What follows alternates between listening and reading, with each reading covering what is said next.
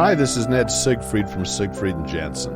As proud sponsors of BeliefCast, we hope you are inspired by Todd's weekly podcasts, which contain so many courageous stories of recovery and personal growth.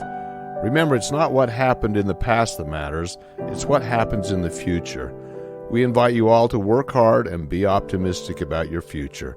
Enjoy today's podcast. Welcome back, everybody. This is Todd Sylvester with the Todd Inspires BeliefCast. Thank you guys for tuning in week after week. Again, I know I say this every time, but I really am so grateful for all of you. We are trending and we are ranked in the top 150 in mental health in the world, which means so much to me. And it's because of all the amazing guests, and it's also because of all of you who are willing to listen and share. And so I just want you to know how much I love you guys. I need to give a shout out to our sponsors, Siegfried & Jensen, Wasatch Recovery, Eye Hill Institute, Living Recovery Interventions, and Veracity Networks. You guys, thank you for believing in me and giving me this opportunity and making this all possible. So today we are joined by Rachel Koontz. Rachel, thank you for joining us. Thanks for having me. Yeah, you're going to love Rachel, guys. She's an amazing person. She was actually a referral of a mutual friend of ours. And he reached out to me. He's like, dude, you got to get this girl on. She's amazing. And I did a bunch of research at that point. That was about 6 months ago, I think it was. And I was like, wow, this girl's doing some good things. Thank you. Yeah. So a little background on Rachel. She is a writer, 4-time author, a yoga teacher from Northern California. She's a graduate of Northwestern University creative writing program and writes the award-winning yoga blog, Alive in the Fire. Mm-hmm. What a cool name. Thank you. And I can't wait to have you guys hear why she named it that. Her work touches on healing, empowerment, embodiment, transformation, and she really just is trying to help the overall mental health of not just herself, but everyone she comes in contact with. Mm-hmm. And I just love your work. Thank you. Yeah, you bet. So why don't we start, Rachel? Why don't you tell us where you grew up and a little bit about your childhood? Sure. Yeah. So I grew up in Northern California. I was born in the Bay Area. Okay. And then in 3rd grade, we moved up to the Sacramento area. So living in Roseville. Okay. I was there through my childhood, like through junior high and Sacramento, high school. are they famous for, is it walnut farms or? There are a lot of farms, yeah. Yeah, like a bunch of those farms. Yeah, all sorts of agriculture in the Sacramento Valley. Yeah, mm-hmm. Yeah. I remember I've been there a few times just visiting, mm-hmm. and they were always talking about that. Yeah. So in the Bay Area, and then you moved up there. Mm-hmm. How was it? Did you enjoy growing up in California? Yeah, absolutely. California is such a beautiful place. It is, isn't it? Yeah, the oak trees and just everything about the nature there is so beautiful. Yeah. So do you tell us about your family? Did you have siblings? Did you? Mm-hmm. Yeah, so I have a twin sister, Laura. Oh, cool. And a brother, Isaac, who's about a year older. Okay. We're all very close in age, so. Right on. How's it being a twin? It's awesome. Is it? Yeah, it's funny because I don't think about it too much, like, she's my sister, and it's awesome though. We have a very strong connection and always have. And we just shared a birthday about a week ago. So. Oh, well, happy birthday! Thank you. Yeah. Yeah, yeah. I hear different things when I've talked to other twins. Mm-hmm. Most of them love it, but there's some that are like, I didn't really like it so much because we were in constant competition. Oh my gosh! I'm comparing myself to my sibling all the time, but. I'm sure you probably had moments of those because that's just normal human, mm-hmm. Behavior. But but overall, it sounds like you guys got along great and you guys are close. Yeah, I love my sister so much. She's an amazing person. So tell us about what were some of the things you were involved with when you were a child? Like what did you find yourself doing? Yeah. So in junior high and high school, a big part of my experience was being on dance team. Okay. They called it drill team, and we would perform at like football halftimes and school rallies and things like that. I also did yearbook and journalism in high school, and that was kind of the foundation for a lot of my writing passion. When you kind of discovered you loved that stuff. Yeah. I was telling a story the other day about in 3rd grade I won the Placer County Spelling Bee. Like I was always, interested in words and language, and that kind of a thing. So right on. yeah. So drill's no joke. My girls, I have 3 girls, and 2 of them did drill. One of them did dance company, and Nice. And boy, they worked their butts off, right? Yeah. I mean, so did you struggle with that at all? How hard that was, and what they expected of you? Yeah, I mean, I was always busy as a kid, very much like high achieving academically, and had a lot going on extracurricular wise, and that did contribute some pressure and things like that. I think over my lifetime I've kind of had to undo some of the perfectionism and talk about that for a minute, because I think most of our listeners have struggled with that, or they have a loved one who's struggling with perfectionism, because and it's interesting, it's been kind of a topic of my last several guests. Yeah. And I'd just love to hear maybe your thoughts on that as a kid, tell us how that went and why, how you maybe kind of managed that. Yeah. So for me, it definitely, it did manifest sometimes as anxiety and depression. And I know growing up, I didn't always understand that that's what I was experiencing. I'm also highly sensitive and just very empathic. And so energetically, I was feeling a lot and didn't always know like what to do with that or how to manage that. That's really been more of my adult life, like figuring that out and taking ownership of that, and really like embracing that, like understanding my sensitivity as a gift as opposed to a problem. I'll say it's your superpower, right? Yeah. But when you're a kid, you're not quite sure how to deal with those things. Right. Again, and what you're saying is when something bad may happen, you feel it really deeply. Yes. When something good happens, you felt it really deeply as well. And so that's a wide range of emotions that you were going through. I think most kids, and me included when I was younger, is like we always have this belief that, okay, I've got to do this and then I'll be okay. Yep. And then we don't quite make that. And then we start telling ourselves a story of I'm not good enough. Yep. And that was a huge piece for me, like recognizing that I had that belief. Yeah. I think it was the first time I did therapy that came out, and I realized, oh, wow, this is one of those self-limiting things that I may always have coming up here and there, and that kind of thing. So are your parents still alive? And so tell us a little bit about your parents growing up. How did they raise you? So they are not together. Okay. They got divorced when I was really young, so when I was 3. And I think that, was part of my experience, just dealing with that. And some of the early divorce period was, a lot more contentious than things are now. My parents are actually really good friends now. And that's good. Yeah, they're glad to hear that. Their relationship has evolved over the years, and it's amazing to me how, they have a connection and they have friendship, and we can all spend time together as a family. Oh, that's which nice. To me is like a huge deal, not every set of parents who divorces gets to that place.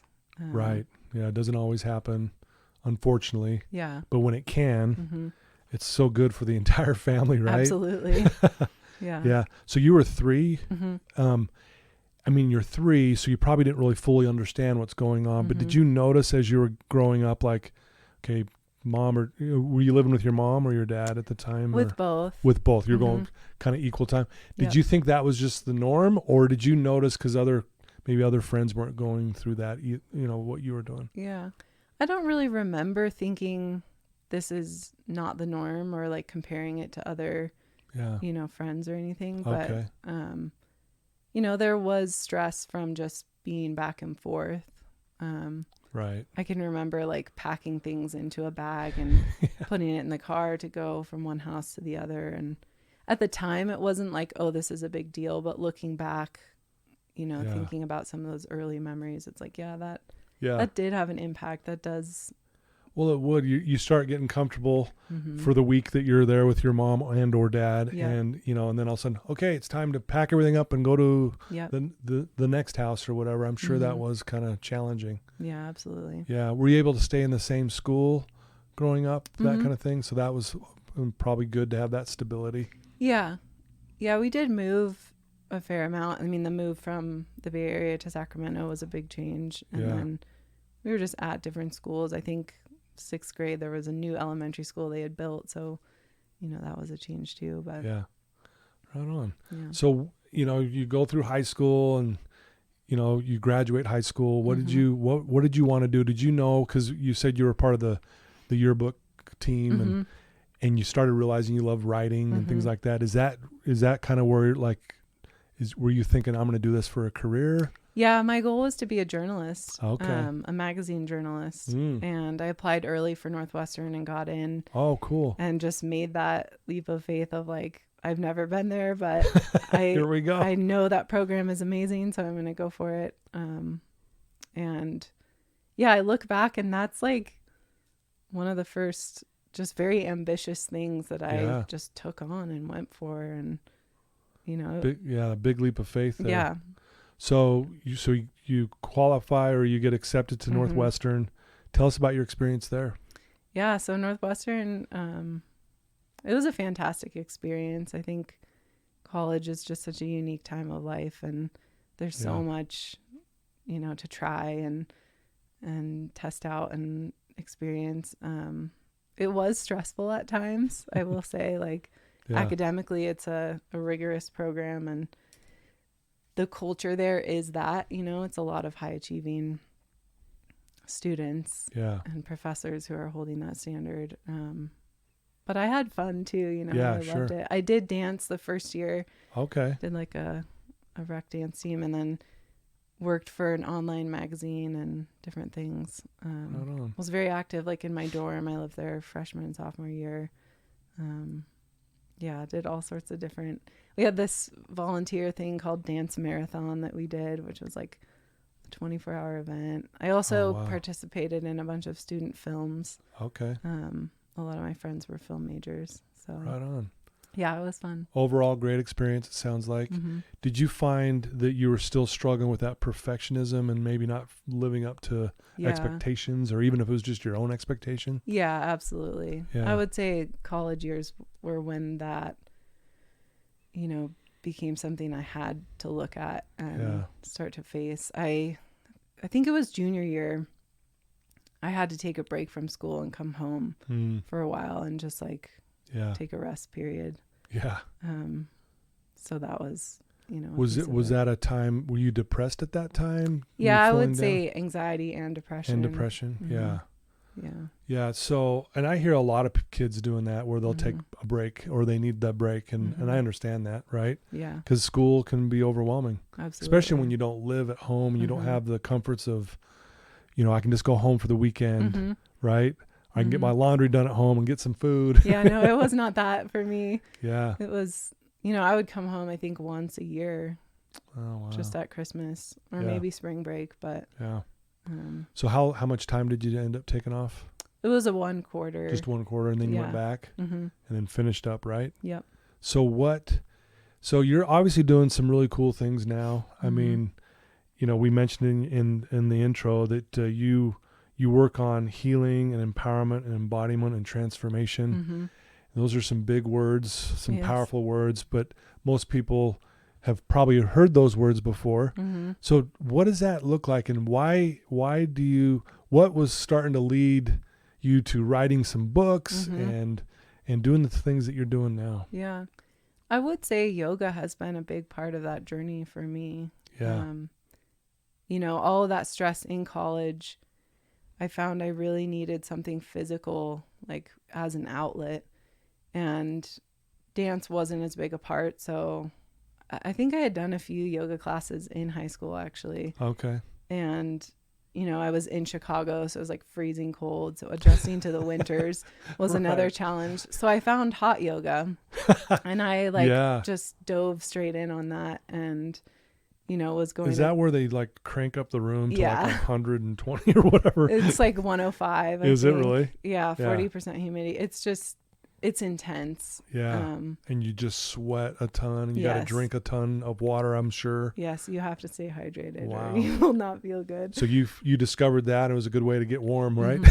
Yeah. In that cold winter. Yeah, it was a good way to get warm, and it was a really fun community, like a lot of kind of diehard people who would go regularly to those classes. How did that help you with your overall mental health, do you think?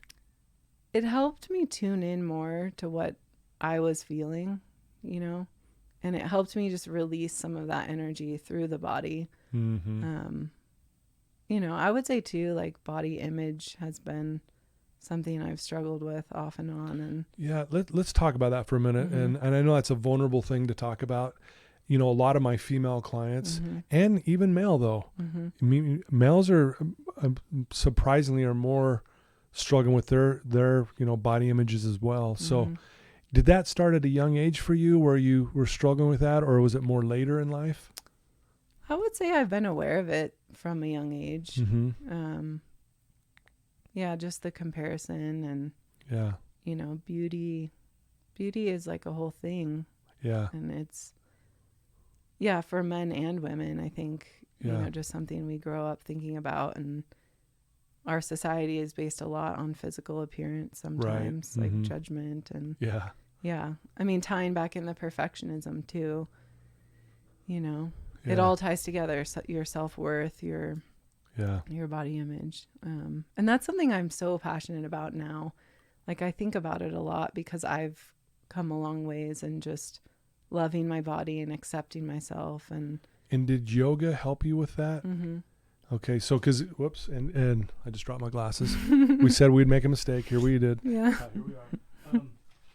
Tell us about this journey, because I love what you just said there. Like you're really passionate about that now. And I really believe life happens for us. And I think you probably went through those struggles because it led you to doing what you're doing now. And that's why you're so good at what you do. Oh, thank you. Because of the passion you have around it, because you know what it's like to struggle with those things. So talk about that journey.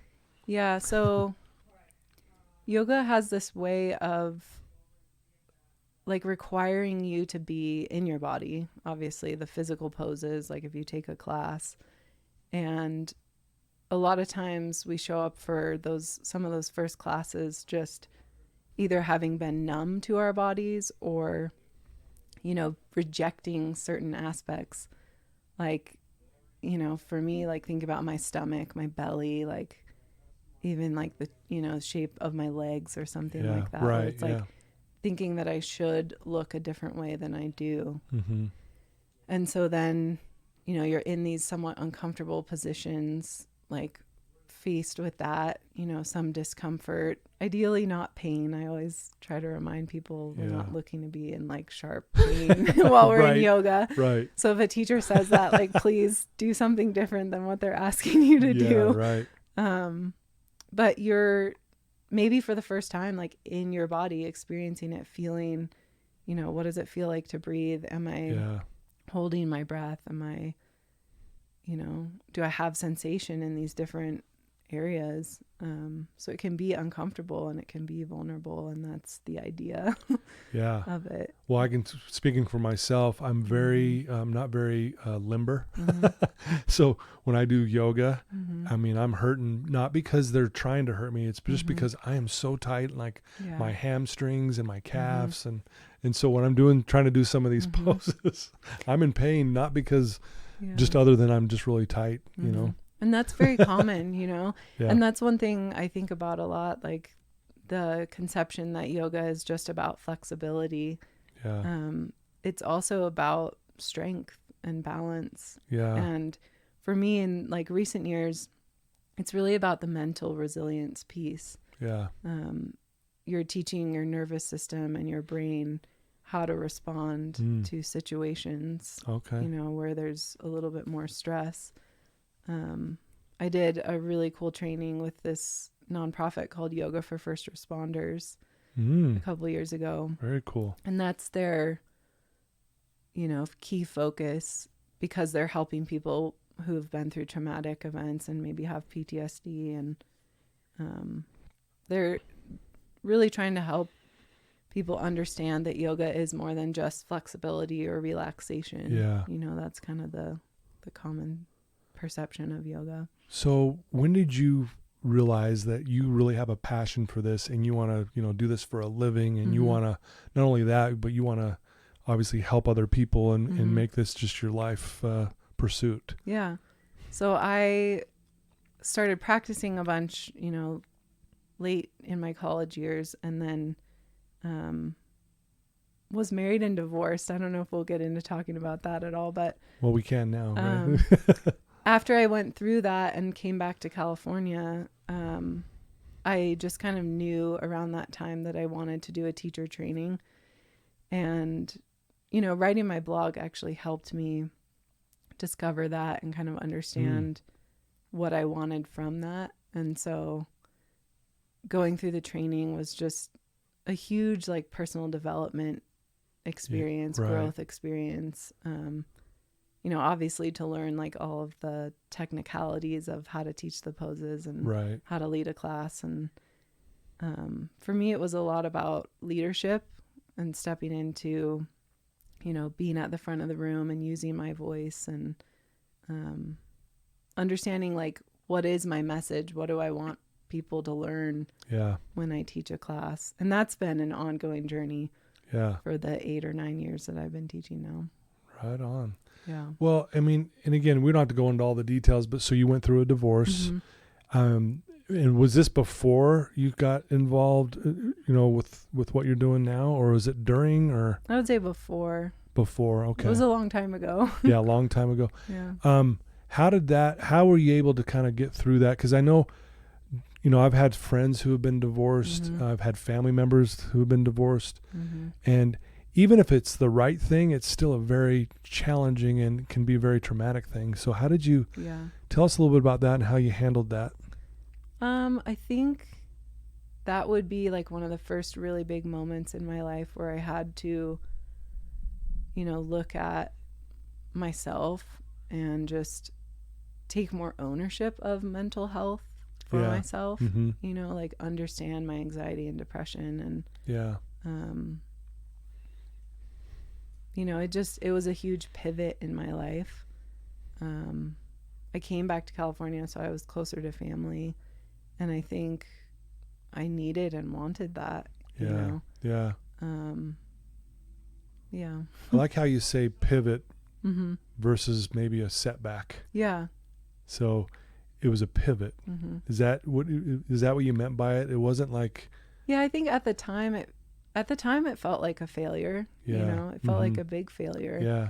But like you were saying, life happens for you. And I truly believe that. Yeah. And so, yeah, you have to kind of pick up the pieces of what you're going through and like make a new path forward.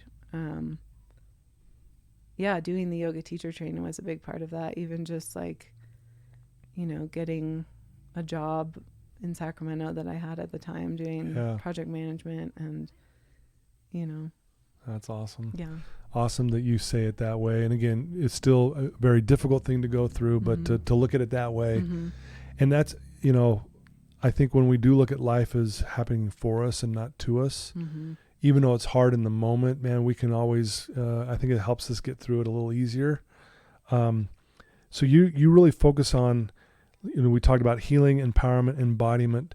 I'd like to just maybe touch on some of those words. What does embodiment mean? Like, for those who may not understand what that means. Yeah.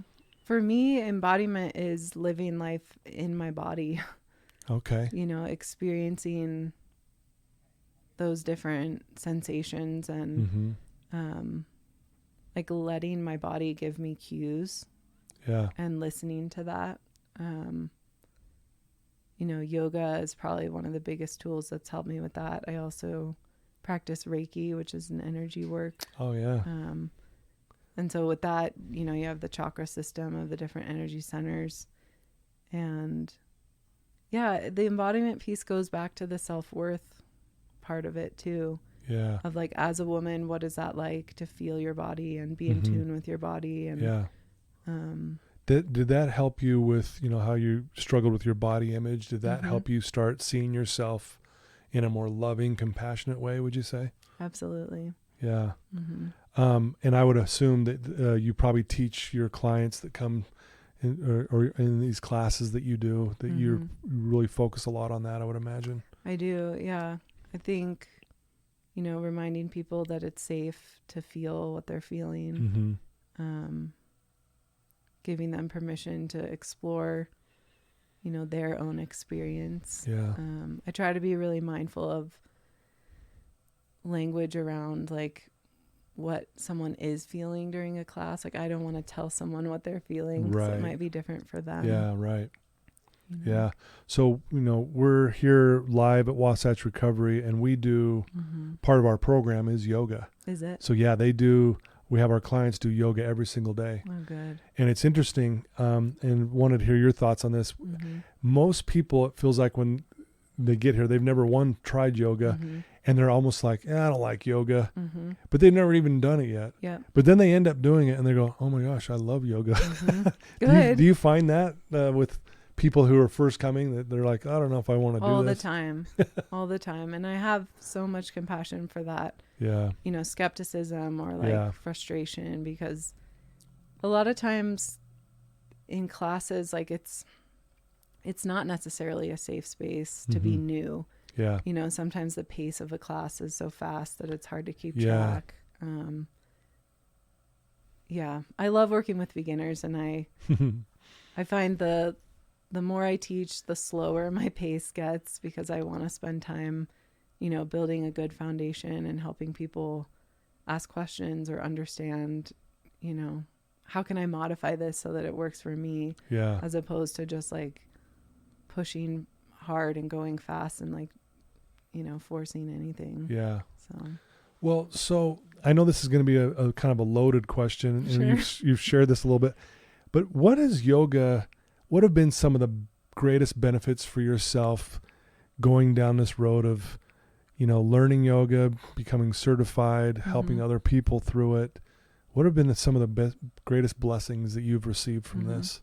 I think one of the biggest parts for me is being in touch with myself and making time for myself. Okay. And having that look however it looks on a given day.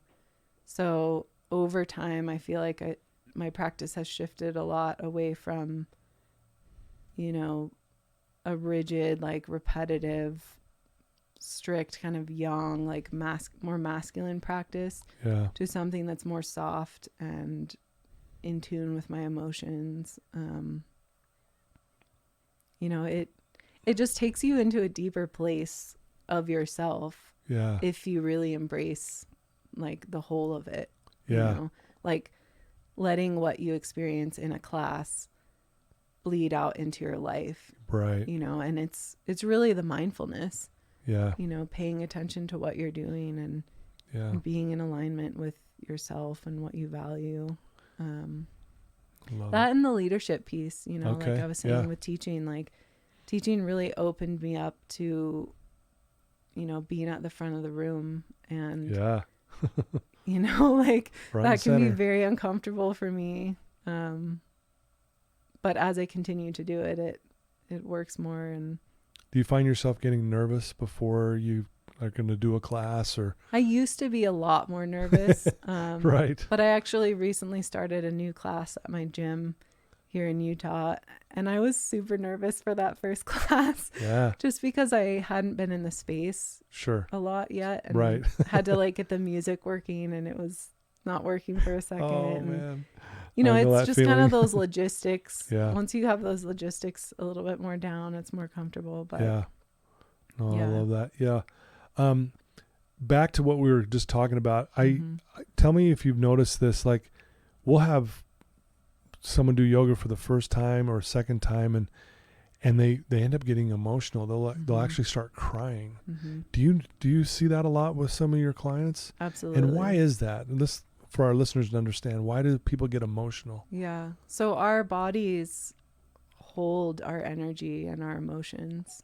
and Yeah. The Body Keeps the Score is a really great book if you haven't seen that book yet. Yeah, I haven't read it, but I know of the book. Yes, I heard it's great. Yeah, so our tissues like have those memories and that, that knowing, anytime there's a major trauma, but even just, day to day. And so with yoga, especially with like yin yoga or restorative yoga, where you're getting into the deeper tissues in the body, the fascia and whatnot, you're releasing some of that.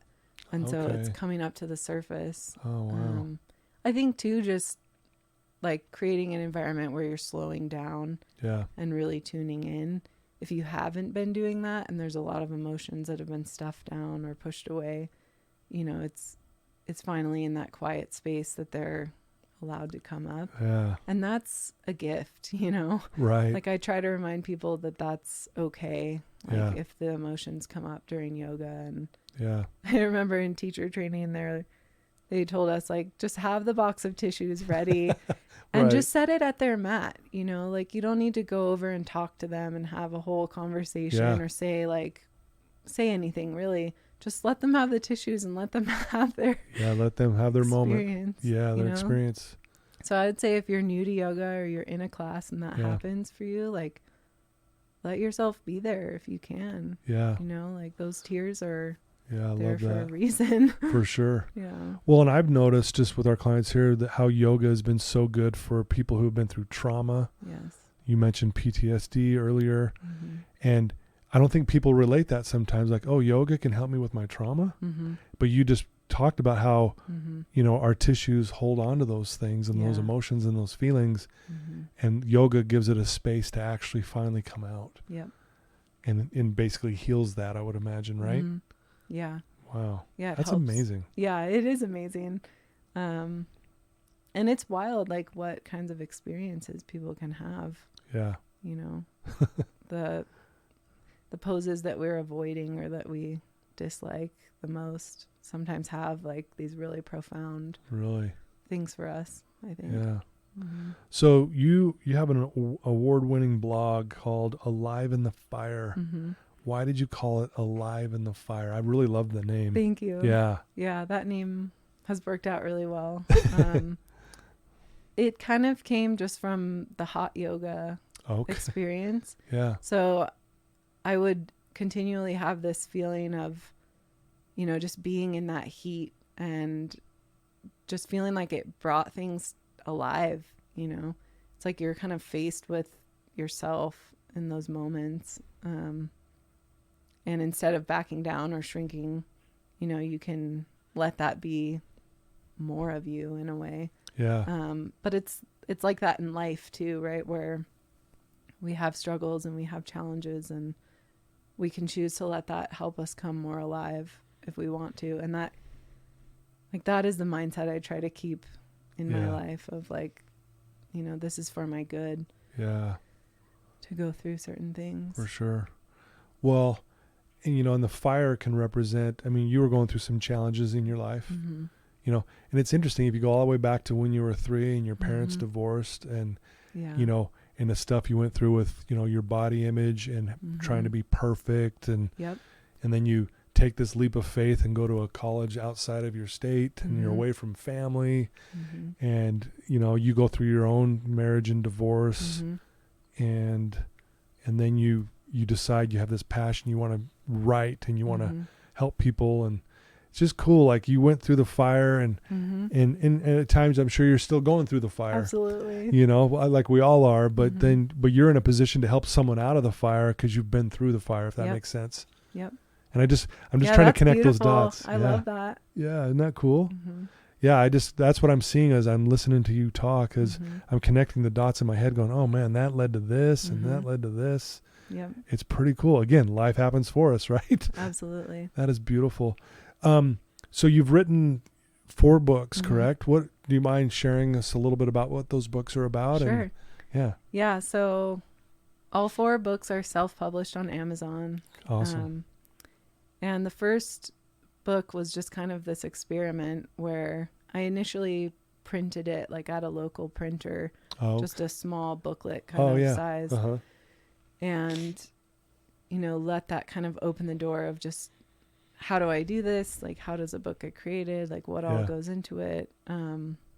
So that first book and my second book are just kind of like coffee table style. Oh, gotcha. Very short. Yeah. One of them features images that I did for a photo shoot in Joshua Tree Desert. Oh, cool. A yoga shoot, actually. Oh, nice. And those pictures just kind of gave me this inspiration of, you know, how do I have kind of like a short essay? That book's called Inner Fire, and so brings in the fire theme too. Yeah, I like that. Inner Fire. Yeah. Love that. Just very short, yeah, you know, sparse kind of words to go with the images. And then my third book is called Vessel, and it's a book of poems. Okay. And then the latest book is Empath Warrior Mindset, and that's more of a book of what I call mindset meditations. Okay. And it's organized into different chapters on different topics. And then at the end of each chapter are some questions to think about. So reflection questions. Oh, cool. And at the back of the book, it has sort of a journal where you can track, you know, which topic you're thinking about and write down a task that you want to do or some sort of like action step that you can take in your own life. Right on. Yeah. That is very cool. Well, I mean, writing a book, I've written a book, and it's no easy task. Even if it's a short little book, it's not easy. Yeah. I mean, I don't know about you, but I struggled big time. Really? You know, I'm not the best writer, and anyway, I always admire when someone's written a book because I know what it's like to try to write one, you know, and you've written 4. Yeah, that's pretty cool. It has been a life-changing thing for me. Yeah. I think just because partly, you know, growing up and throughout my career, I had always kind of had that aspiration in the back of my mind, and had also helped work on different books. Like I've since college done freelance editing as well. I helped a professor finish her book. She writes about Clint Eastwood films. Oh, really? And like theology. Oh, wow. And so that was kind of, you know, the beginnings of that. But book writing changes you. You know, it really requires you to get clear on what you're trying to say and stand behind the message that you're creating. Right. You know, it's a stamp in time of what you believed or wanted to share at that time. Yeah. But it requires a lot of bravery because your name is on that, and you know, people are going to have judgments or thoughts about it, and you know, it's this opportunity to just put something out there. Yeah. And I know so many people who have started books or want to do a book and, you know, need some help getting from the planning and the thinking phase of it to actually like printing it and putting it out. Yeah. Yeah. Well, congratulations on Thank 4-time author. That's Thank amazing. Yeah, no, you bet. Obviously you love writing because your blog, I mean, I've gone through several of your posts there. They're very inspiring. It's very real and authentic. Thank you. You know, you get vulnerable in some of these posts, right? Yep. Which I think people will really love and enjoy just because, again, we were talking about this before we started. Like we were talking about, do you edit anything? No. It's like people just love just being real. Yeah. You know? I think we need that so much in our world now. Don't we ever? Like the unfiltered. Yep. You know? Yeah, we're imperfect people. We're going to make mistakes. You know, I'm sure I've said several things wrong today.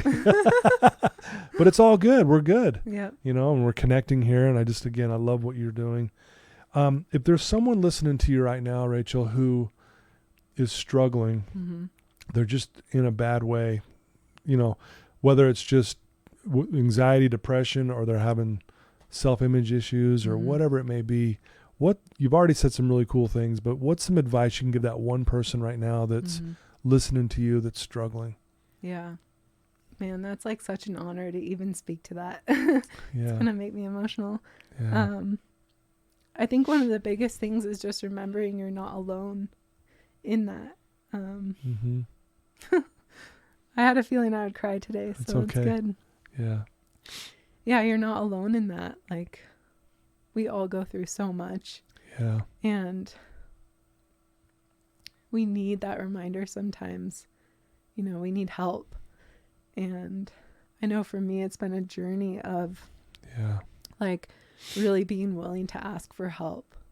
Yeah. Even this year, like, so a couple months ago in January, I just went through some loneliness and like a little bit of seasonal depression. Yeah. But moving to a new place and like having this restart in my life, you know, there were just moments where it was like, man, I feel like I'm so isolated. Yeah. And the truth was, I'm not. Yeah. You know, in asking for help and support, just had so many people like showing up for me and, Yeah. you know, meeting new people and things like that. But, Wow. yeah, if you're going through a hard time, like, don't be afraid to ask for help, and remember too that you're in charge of your life. Like, you know, there's probably something you can take ownership of that's going to just change the game. Yeah. You know? Yeah. Wow. That's like good advice. Leaning in towards those uncomfortable things. And yeah. Well, I love what you said. We're not alone. mm-hmm. You obviously got emotional. Yeah. You know, there's times where we do feel that way, Mm-hmm. but the truth is we're not alone. And that's Mm-hmm. the lie sometimes we buy into. Yep. That I'm by myself. No one gets me. No one will understand. Yep. But we do. Mm-hmm. And I think, is it fair to say, hey, these are the moments that we need to reach out, because there are people to reach out to, Mm-hmm. but we have to reach out. Yep. You know, I don't know if Rachel's struggling unless she reaches out. Yep. A lot of times, right? Yeah. And What do you think of that? I always think about too that idea of like reach out to your strong friends, Yeah. you know, because I oftentimes will be that strong friend, Yeah. but then people think, you know, oh, she's okay, like she's always strong. Yeah. She's the strong one. And it's not always Yeah. the case. Yeah. You know, I like to think of it as, you know, on your strong days, be that person who maybe takes that step towards someone else. Yeah. You know, we can often tell when someone's having a hard time, Yeah. and it can be uncomfortable to say like, hey, how are you really doing? You know, Yeah. hey, are you okay? Yeah. But it's always worth it. It's always worth it. Yeah. That connection, right? That Mhm. human connection, and being vulnerable just to ask the question, Yep. even though it can be kind of scary. Yep. Right? Totally. Wow. That's beautiful. Mhm. I really appreciate you sharing that. Thank you. It's funny. I have two quotes on my wall, one behind you and one Mhm. in front of you. And I think you'll relate to both of them. Mm-hmm. So do you mind reading the one you can see there? Sure.